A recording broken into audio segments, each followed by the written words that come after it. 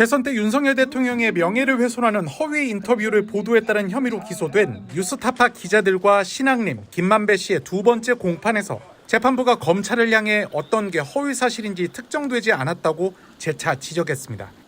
서울중앙지법 형사합의 21부 허경무 부장판사는 오늘 공판에서 검찰이 문제 삼은 기사의 허위 사실이 뭔지 모르겠다며 구체적으로 어떤 부분이 허위 사실을 구성하는지 정리가 필요하다고 말했습니다.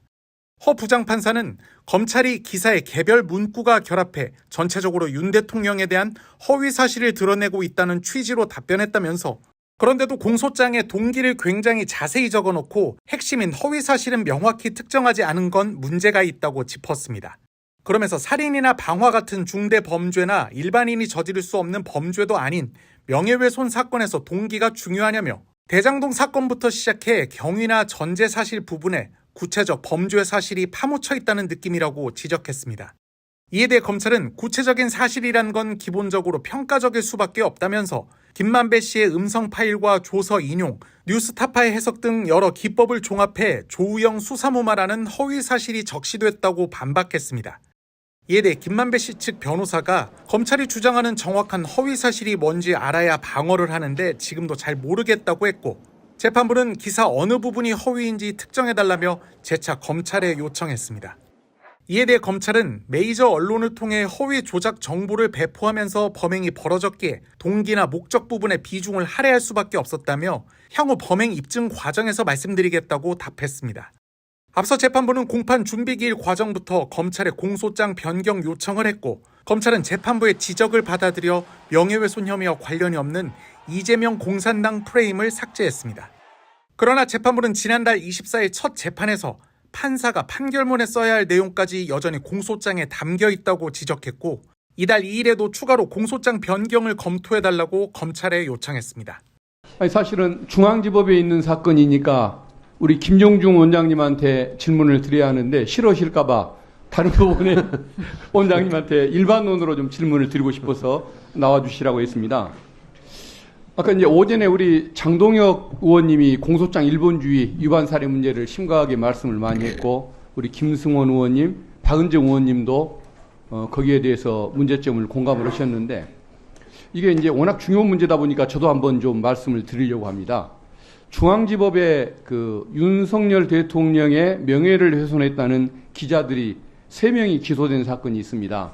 근데 그게 공소장이 한 70여 페이지에 이릅니다. 허위 사실을 적시한 것만 쓰면 될 텐데 왜 70페이지나 되는지 모르겠는데 그 재판부에서 그 공소장이 왜 이렇게 정치적인 얘기가 쓸데없이 많냐라고 줄여라고 하니까 한 20페이지 줄여서 50페이지 정도로 줄였습니다. 그게 9월달 일인데 오늘 또 기사를 보니까 오늘도 그 재판장이 지적하기를 공소사실이 도대체 뭐가 허위인지 특정이 잘 안 된다 라고 해서 또 지적을 했답니다. 지금 이런 상황들 어떻게 우리 포원장님 보시고 계십니까? 예, 솔직히 얘기해서 일종의 편법이 아닐까 생각하고 있습니다. 예. 뭐 검찰 입장에서도 아마 나름의 입장이 있고 나름의 아마 생각이 있으리라고 생각하는데 바람직한 방향은 아닌 것 같습니다. 그래서 저희 법원 입장에서는 만일에 그런 문제가 있어서 법원에서 소송 지휘권을 행사해주면 검찰이 잘 따라주기를 바랍니다. 예. 사실 이 문제에 대해서는 판사님 사이에도 논의가 좀 있는데요. 이게 뭐 검찰이 그 공소장 일본주의 취지를 잘 살려서 소송 지휘에 잘 응해주리라 저희는 기대를 하고 있고, 그렇지 않으면 차후 조치 문제는 앞으로 판사님들이 이 부분에 대해서 문제의식을 가지고 있기 때문에 아마 논의가 되지 않을까 싶습니다. 그리고 이제 공소장에 대해서도 이런 문제가 있지만 요새 좀 이상한 관행이 생겨난 게 그 모두 사실, 공판 첫날 그 모두 사실을 설명하지 않습니까?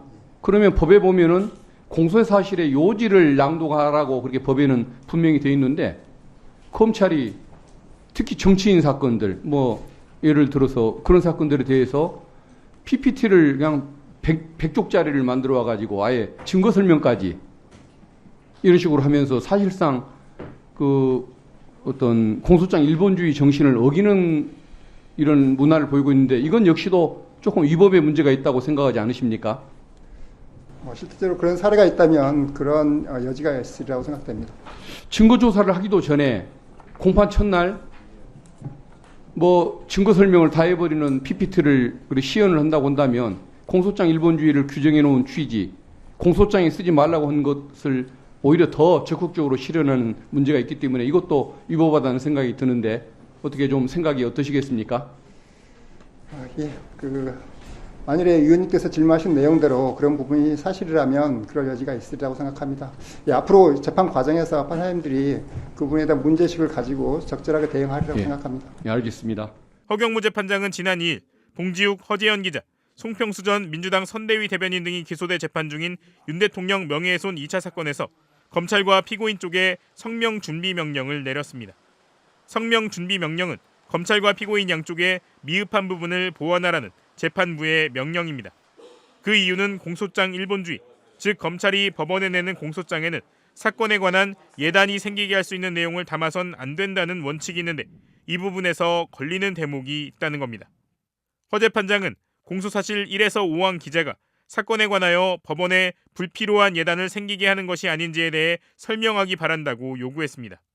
법조계에 따르면 67쪽 분량의 공소장은 1에서 7항으로 이루어져 있는데 31쪽에 걸쳐 기재된 1에서 5항은 경위사실 등 배경 설명이 담겼고 나머지 34쪽 분량의 6, 7항 내용이 피고인들의 구체적 범죄 사실입니다. 즉 공소장의 절반가량의 구체적 범죄 사실이 아닌 배경 설명이 담긴 셈인데 재판부가 배경 설명을 읽다 보면 불필요한 예단이 생길 수 있다며 검찰에 수정을 요구한 겁니다. 허 재판장은 피고인들이 방어권을 행사하는 데 지장이 없을 정도로 공소사실이 충분히 특정되었는지 검토하고 피고인들이 10월 16일까지 제출한 내용을 토대로 공소장 일본주의 원칙에 위배되는 부분을 다시 검토하라고 요구했습니다. 공소장 일본주의가 위반됐다고 판단되면 법원은 공소기각 결정을 내릴 수도 있습니다. 공소기각을 피하기 위해 검찰은 1차 사건에 이어 2차 사건에서도 공소장을 변경할 것으로 보입니다. 앞서 김만배 씨, 신학님 전 언론노조 위원장 등이 기소된 윤 대통령 명예훼손 1차 사건에서도 허 재판장은 공소장 일본주의 위반을 지적하며 검찰에 공소장 변경을 요구했습니다. 검찰은 결국 공소장을 변경했지만 허 재판장은 이후에도 아직 정리되지 않은 느낌이 든다라면서 추가 문제 제기 가능성을 열어둔 상태입니다.